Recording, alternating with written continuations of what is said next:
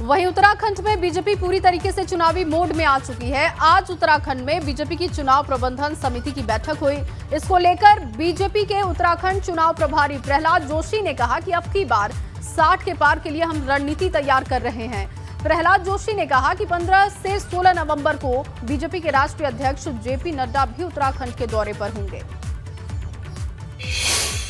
हमारे जनप्रतिनिधियों से एमएलए के अलावा जो जनप्रतिनिधि रहते हैं, जिला पंचायत के मेंबर, जिला पंचायत के अध्यक्ष, ऐसे जो स्थानीय जनप्रतिनिधि रहता है उन लोगों से मैं मिल रहा हूं। और आज हमारा पहली बार चुनाव निर्वहण समिति, इलेक्शन मैनेजमेंट कमेटी का हम मीटिंग आज कर रहे हैं। उसमें डिटेल में चुनाव मैनेज हर एक क्षेत्र में कैसा चले, कैसा करना चाहिए, वो भी हम आज चर्चा कर रहे हैं। और भारतीय जनता पार्टी सबको विश्वास में लेके हम इस बार 60 पार, ये जो हमारा एक लक्ष्य है, वो लक्ष्य पारित करने के लिए आज पूरा दिन विविध स्तर का आज हमारा बैठक है। और इसी खबर पर ज्यादा जानकारी के साथ पंकज राणा मेरे सहयोगी मौजूद हैं। पंकज, लगातार बीजेपी रणनीति तैयार कर रही है और इसी को लेकर एक महामंथन भी किया गया। जेपी नड्डा का भी दौरा है, तो विस्तार से इसके बारे में जानकारी दीजिए।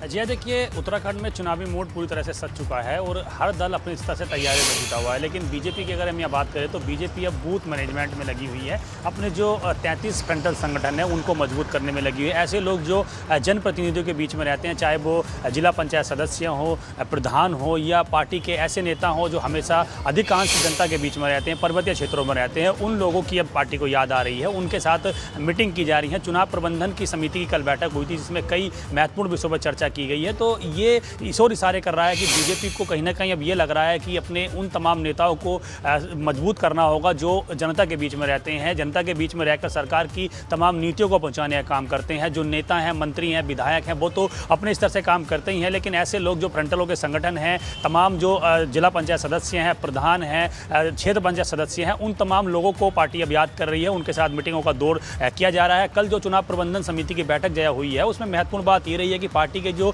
13 फ्रंटल संगठन है, 13 विभाग हैं, यानी कि हम महिला मोर्चा की बात करें, युवा मोर्चा की बात करें, किसान मोर्चा की बात करें, बुद्धि प्रकोष्ठ की बात करें, संस्कृति प्रकोष्ठ की बात करें, ऐसे 13 फ्रंटल संगठन भाजपा के हैं। उन 13 फ्रंटल संगठनों के प्रमुखों को ये कहा गया है कि वो हफ्ते में 2 दिन पार्टी कार्यालय में बैठें, उसके साथ साथ मीटिंग करें और ऐसे मुद्दों की छानबीन करें जिनको जनता की ज़्यादा ज़रूरत है। यानी कि उनको पूरी तरह से रिपोर्ट तैयार करने के लिए कहा गया है। 1 हफ्ते के अंदर ये रिपोर्ट अब पार्टी के वरिष्ठ नेताओं को दी जाएगी। उसके बाद जेपी नड्डा, चुनाव प्रभारी और तमाम जो राष्ट्रीय संगठन महामंत्री BL संतोष हैं, वो देहरादून आएंगे। वो इन फ्रंटल संगठनों के साथ बैठेंगे, उनके साथ बातचीत करके आगामी रिपोर्ट तैयार करेंगे। यानी कि ये कहा जा सकता है कि अब रोड मैप पार्टी तैयार कर रही है और हर तरह से, चाहे वो OBC वर्ग हो, SC ST वर्ग हो, अल्पसंख्यक वर्ग हो, चाहे वो पंजाबी समाज हो, इसके अलावा अन्य तमाम जो भी प्रकोष्ठ भाजपा के हैं, उन प्रकोष्ठों के लोगों को सबको ये कहा गया है कि वो अपनी रिपोर्ट तैयार करके संगठन को भेजें। ऐसे मुद्दों की तलाश करें जिनको लेकर जनता नाराज है, उनके समाधान के लिए पार्टी क्या कर सकती है, सरकार क्या कर सकती है, इन तमाम चीज़ों पर चर्चा की गई है।